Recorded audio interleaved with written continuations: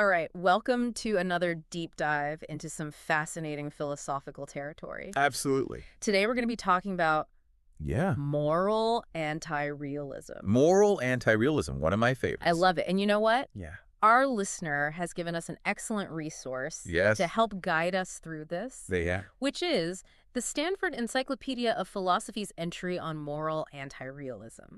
It is, as you said, an excellent entry. A truly great one. It really is. Comprehensive, deep, Yeah. thoughtful. So what we're going to try to do today is unpack, I guess, some of the core ideas Yeah. of moral anti-realism Absolutely. and try to clarify its different forms and really understand what's at stake in this debate. Yeah. What are the implications of Yeah. accepting one of these various forms of moral anti-realism? Absolutely. And, this might seem like kind of a, esoteric corner of philosophy, but these ideas have some pretty surprising implications They do. for how we think about ethics and how we understand our moral lives. Very much so. So let's dive in Oh, shit. to understand moral anti-realism. Yeah. I think we have to first contrast it with its opposite, Sorry. which is moral realism. Right. So when we're talking about the difference Yeah. between these two things, Yeah. what is the fundamental difference? Well, I think the fundamental difference is that moral realism claims that there are these things called moral properties, like goodness, badness, rightness, wrongness, and that those properties are objective. Okay. They're out there in the world, independent of what we think about them. So if realism says that moral facts are out there, Yes. then moral anti-realism, broadly speaking, denies Denies that, that yes. that's the case. Yeah. But as the entry points out, it's not a single unified Well, denial. No, it's not. Like even defining realism and anti-realism Right. is a little tricky. Right. It is. And in fact, Crispin Wright, who's quoted in the entry, points out that the very notion of realism has become fragmented. So, to say I am a realist about, say, ethics, it doesn't tell us nearly as much as it used to. Agree. Because there's so many different ways to Right. be a realist. Right. And yeah. to understand what realism Mhm. amounts to. Yeah, because the word itself is contested. It is. Very much so. Okay.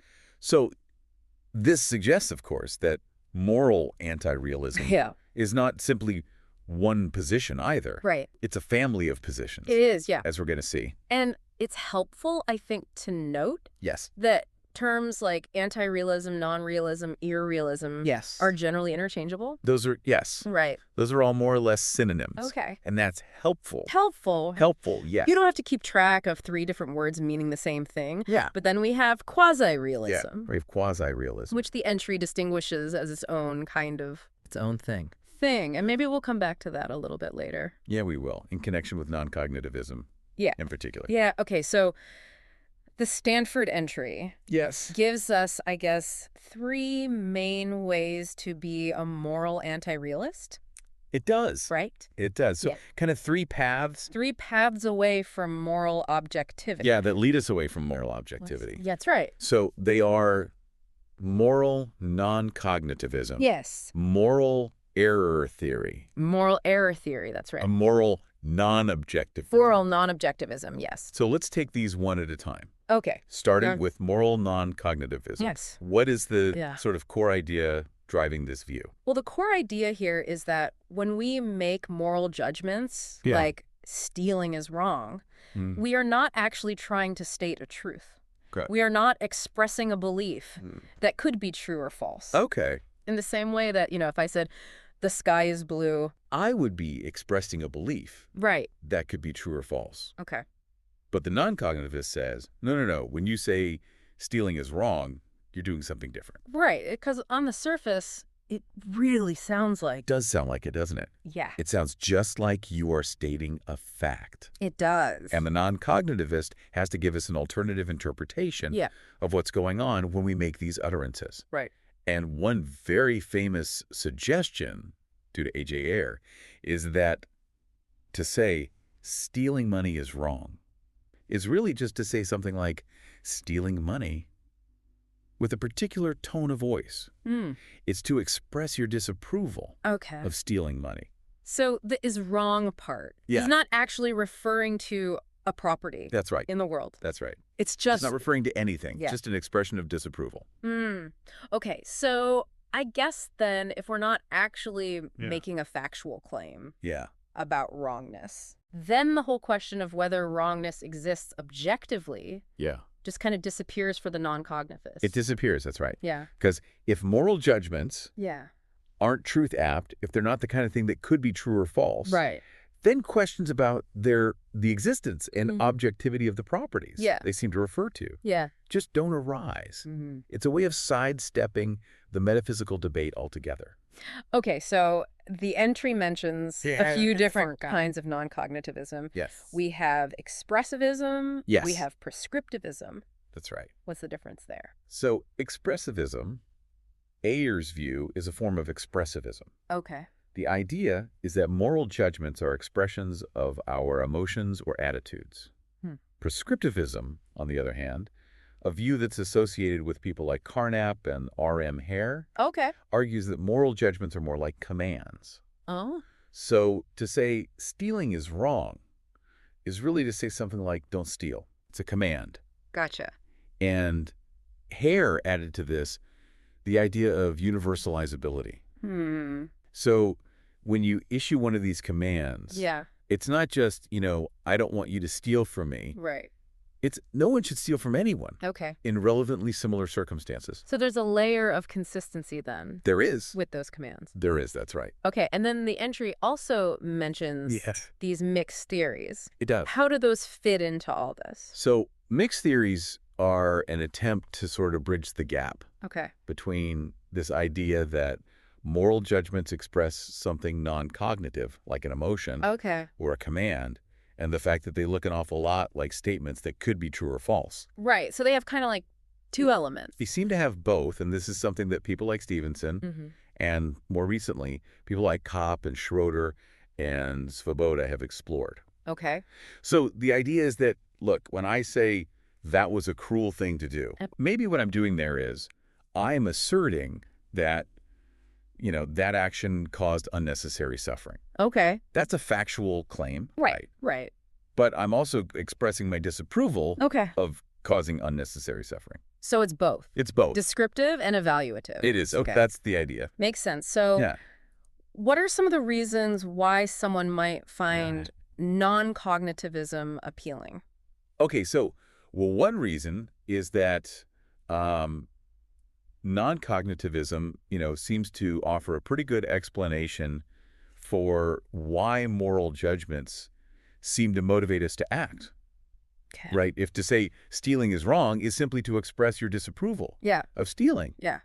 Well, and we're, naturally inclined to avoid things that we disapprove of. Right. Then there you have it. Right. You have your explanation for why moral judgment leads to action. Right. It's not this weird extra step That's right. of having a belief and then also a desire. Yeah, so cognitivists often face this problem, which is known as, the problem of moral motivation. Right. Which is, if you think that to believe that something is wrong is just to have a belief, Yeah. well, then why does that belief motivate you to act? Yeah. Don't you need a separate desire Right. to do what's right? Yeah. It doesn't seem to follow. It doesn't seem to follow. That's right. Whereas the non-cognitivist doesn't have that problem. Right. Non-cognitivism has a much kind of more straightforward And yeah, it's much more straightforward account. account of that. Yeah. What else? Well, another advantage is that it might offer a better understanding of why moral disagreements can be so intense, Okay. right? And Yeah. seemingly intractable. Yeah. If moral debates Yeah. are fundamentally clashes of attitudes or values, Mm-hmm. rather than disagreements about objective facts, Yeah. then it kind of makes sense. Yeah. It makes sense. Why? Yeah. Yeah. They can't be resolved. Yeah, and why they feel so personal. Yeah. Right. Yeah. It's like, You're calling into question my whole way of life, yeah. my fundamental values, Right. when you disagree with me morally. Yeah. It doesn't feel that's- like we're just yeah. disagreeing about some fact. It doesn't feel like we're disagreeing about, whether or not the earth is flat or round, Yeah. right? It feels much deeper than that. It feels like who we are as people. It does, that's right. Yeah. So non-cognitivism offers a potential explanation for that. Right.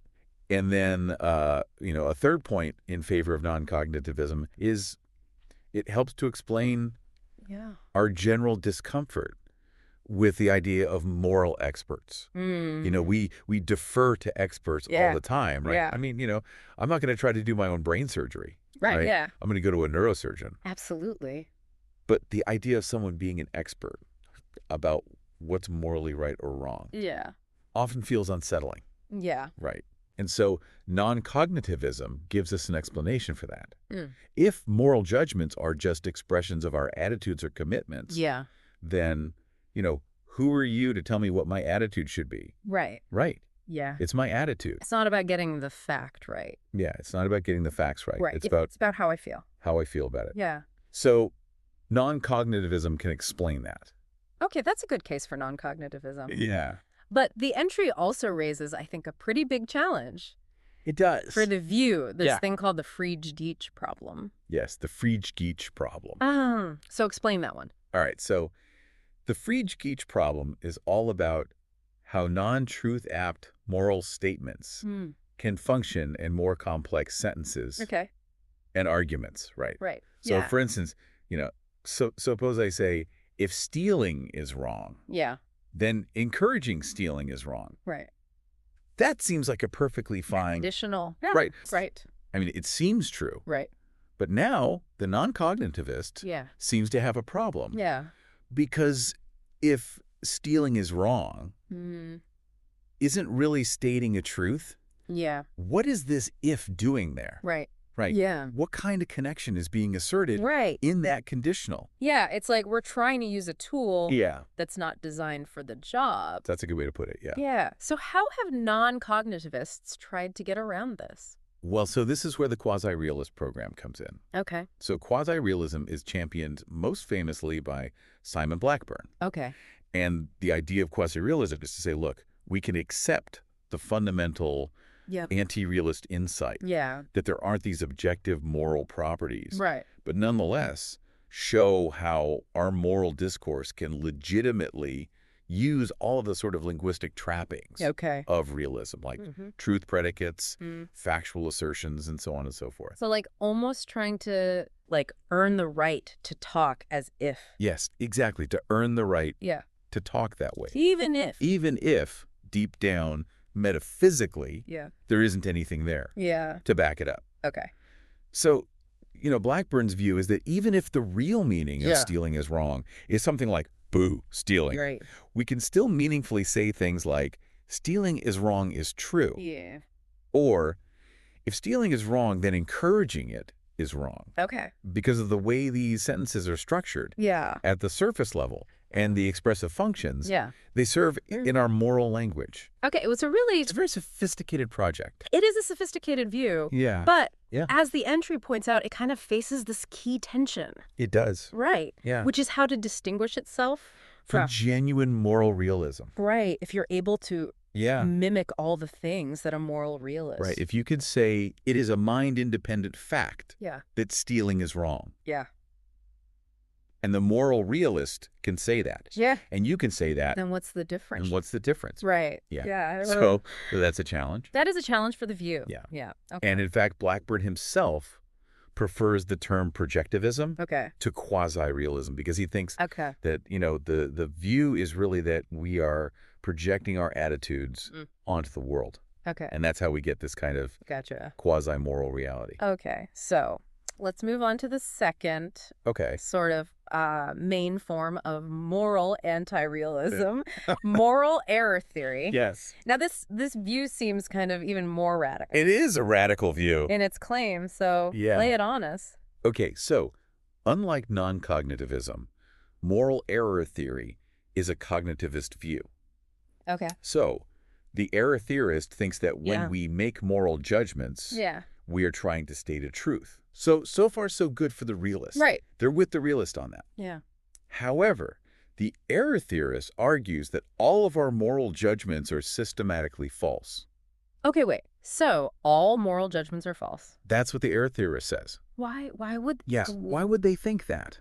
Because they think that the world just doesn't contain the kinds of properties that would make our moral judgments true. Okay. So properties like moral wrongness, goodness, obligation, they either don't exist at all, Yeah. or they're never instantiated in the world. Okay. So our moral discourse is based on a fundamental mistake. The entry uses a couple analogies, It does. which I think are helpful here. Yeah. So one is Yeah. atheism, Right. and the other one is unicorns. Unicorns. So how do those work? Okay, so think about atheism. Yeah. The atheist typically thinks that when someone says God exists, Yeah. they're making a claim that purports to be true. Okay. Right. But the atheist thinks that claim is false Right. because the world doesn't contain God, Yeah. right? Right. So similarly with unicorns, Yeah.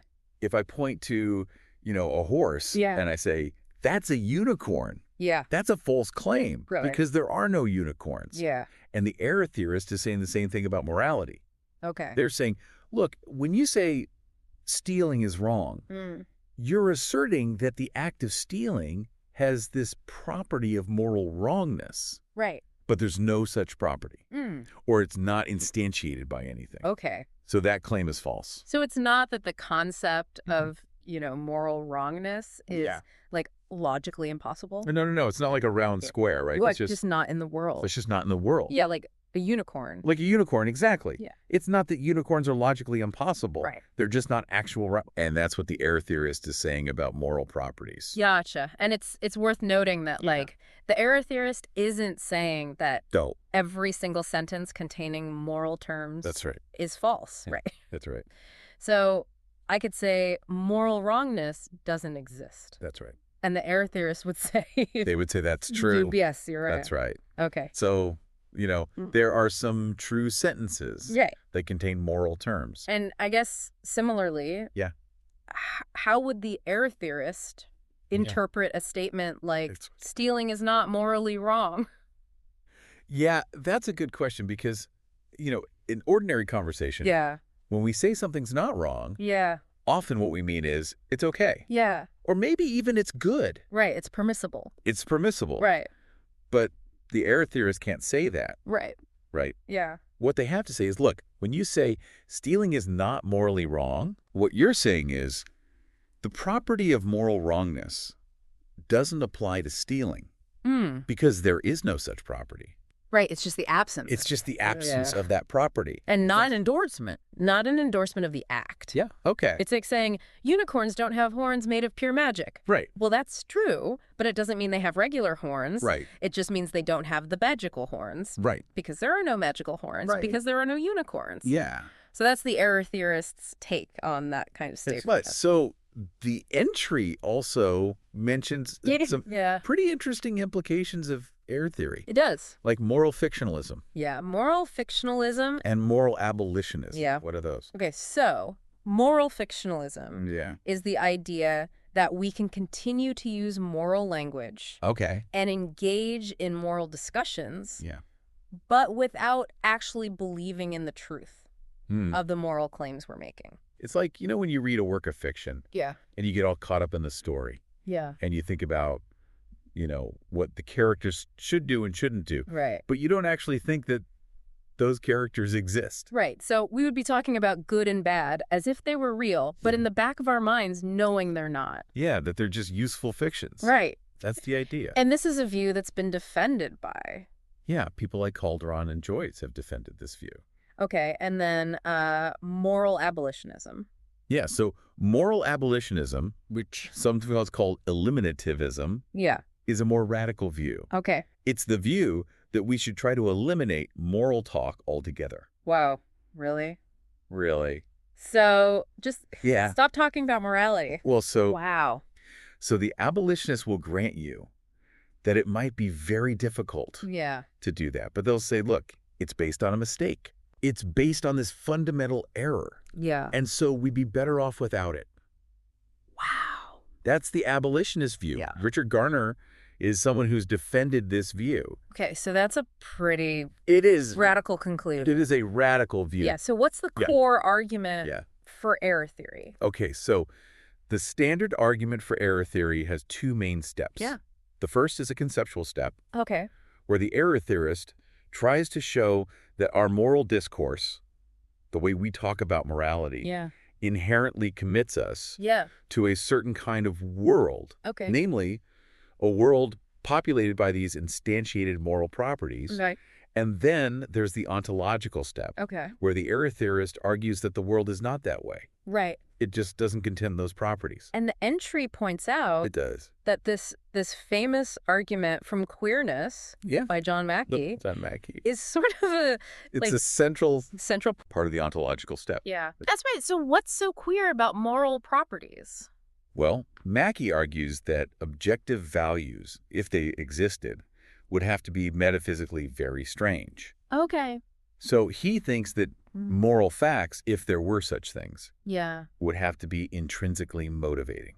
Hmm. In other words, they would have to somehow compel us to act Okay. in certain ways, Okay. and that the reasons that they provide for action Yeah. would be independent of our desires Yeah. Okay. and inclinations. Okay. And that just seems really weird. Right. So the idea that there's this ought out there Yeah. that doesn't depend on anything about us. Yeah, on our desires. Yeah. That's what he finds queer. Yeah. Now, he contrasts this Yeah. with a human view of motivation, Okay. where the human says, look, all of our reasons for action ultimately stem from our desires. Okay. So if I have a reason to, drink this water, Yeah. it's because I desire to quench my thirst. Right. But morality often seems to demand things of us.